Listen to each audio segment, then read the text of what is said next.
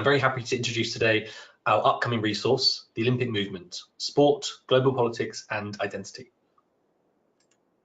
So this exciting multi-archive resource is a foray for us into a new research area, the area of sport history. It will cover the development of the modern Olympic Games, telling the story of the world's biggest sporting event through primary sources.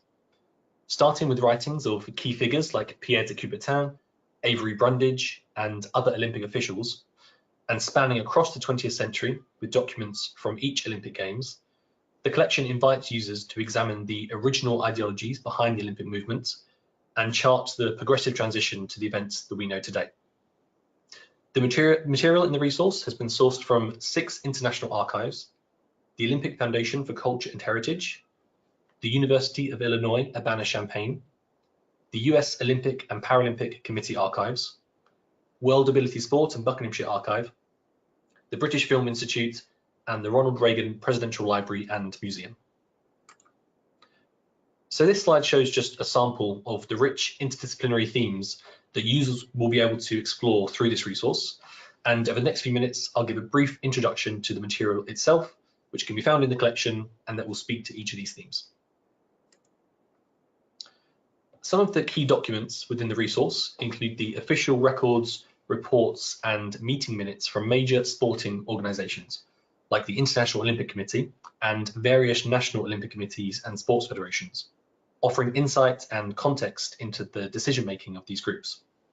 Also included are meeting minutes of the International Stoke Mandeville Games Federation Council, and these document the origins and early development of the event that would become the Paralympics at the Stoke Mandeville Hospital in Buckinghamshire. There's a range of rich correspondence in the form of circular letters, as well as personal and official letters with leading Olympic figures, which depict interactions between Olympic Committee members, national organisations, government bodies, and members of the public during important historical moments like the World Wars, the Cold War, and apartheid. Personal papers, scrapbooks, and diaries of athletes have been sourced from the US Olympic Committee archives, giving a personal insight into the experiences and narratives of athletes. And we're also very pleased to be including audiovisual content from the BFI and Ronald Reagan Library, with footage of a vast number of games from 1904 to 1984. So diving into some of the specific material, I'd like to take this opportunity to discuss some highlights from the resource. So you'll be able to find extensive documentation of the various boycotts that have been seen throughout modern Olympic history. The political and financial impacts of the boycotting of South Africa due to apartheid, as well as the Cold War era boycotts of the 1980 and 1984 Games, can be studied through the correspondence and personal notebooks of key US Olympic Committee members, such as the former President F. Don Miller, Treasurer Julian K. Roosevelt, and many others. We've also included some highly fragile newspapers in English, Italian, and German from the 1930s.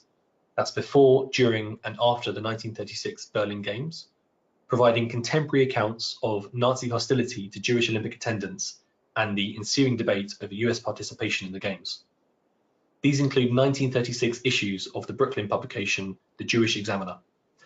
These documents are highly used in the original archives at the University of Illinois Urbana-Champaign, but they're very fragile. So our expert digitization and conservation teams will preserve these documents and enable them to be viewed in quality condition.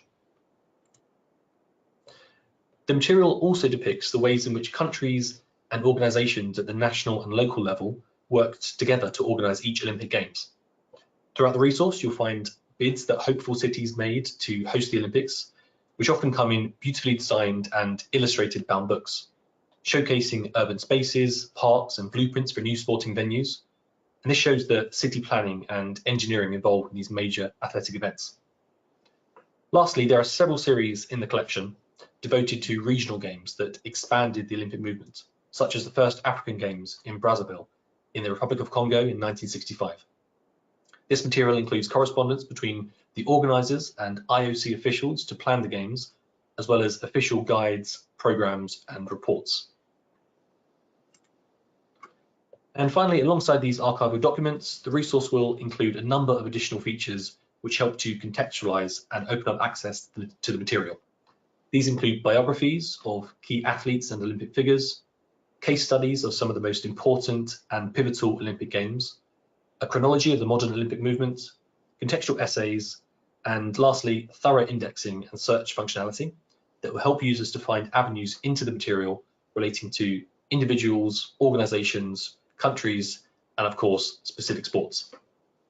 So I really hope you are as excited as we are for the Olympic movement resource to publish later this year, and thank you very much for listening.